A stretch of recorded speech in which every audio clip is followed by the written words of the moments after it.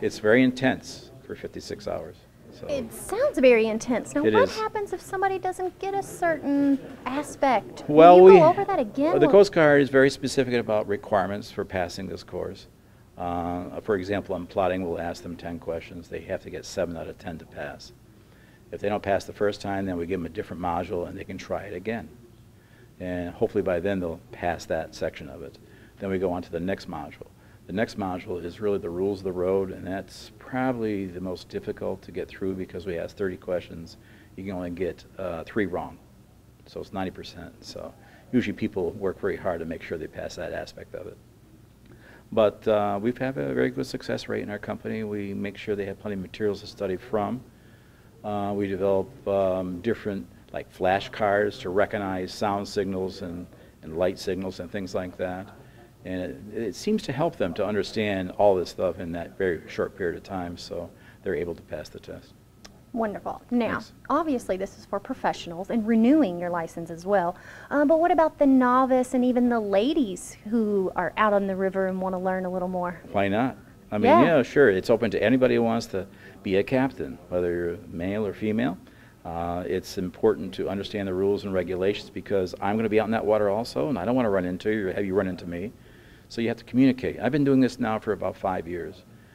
I'm the former commander of flotilla and the Coast Guard Auxiliary up in Maryland, and I've been teaching with the Department of Natural Resource Police in Maryland for the last 4 years. I put through maybe 450 students in our safe boating class. Maryland is very good about making sure people understand this before they go out into the water. And I'll have families that come in and take this course. It's only like $25 for the course. And if you're 12 years old or older in Maryland, you can be at the helm of a powerboat. And that's like, ooh, do they know what to do? So that's why they require now safety courses for people who are going to be at the helm. So I've been doing that for a number of years, and I really like doing it. So I impart that same concept of safety into this captain's class too, because everybody's on the water together. So I like doing it a lot. What's one of the scariest things you've ever seen on the water? You sure you want this on TV? Why not? Let's go for it. This is the good stuff. There, we need to know. there are a lot of accidents out there, and people die because they're not paying attention to the rules of the road. I've been in situations, I'm with the Coast Guard Auxiliary, and I've done a number of patrols on the Chesapeake Bay. And there are a number of incidences when people just don't pay attention to what they're doing, and there are a lot of collisions. And like a sailboat, T-boned by a powerboat, and the boat's cut in half, and people in the water floundering. They're not wearing any PFDs, personal flotation devices. You know, they don't have any, the radio's not working. They're not, before they leave the dock, they haven't done a float plan to make sure they're prepared for any emergency or contingencies like this. And I've seen a number of accidents in the Chesapeake Bay that people have lost their life, and it's not a pretty sight. So safety is the absolute key here. Now tell me, what's the most fun you've ever had on the river? Or in the water? In the water, I fish. Okay. Yeah, that's what I do. Okay. That's why I wanted to get a license originally. And I decided I wanted to be a backcountry fishing captain in the Florida Keys.